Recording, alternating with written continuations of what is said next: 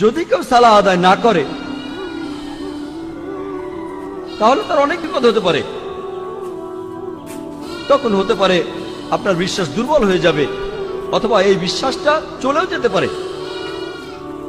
কারণ মানুষ আসলে মনে করে পৃথিবীতে তার যে সম্পদ আর সম্মান আছে এর কারণ হলো পৃথিবীর সব বস্তুগত জিনিস।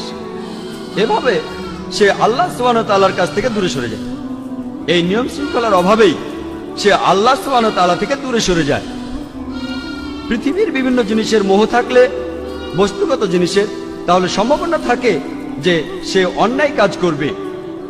এভাবে সে সিরাতাল মুস্তাকিম থেকে দূরে সরে যাবে, সরল পথ থেকে। মনের ভেতরে তখন শান্তিও থাকবে না।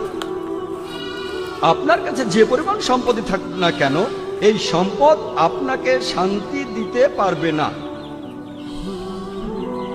আর মানুষজন যে কারণ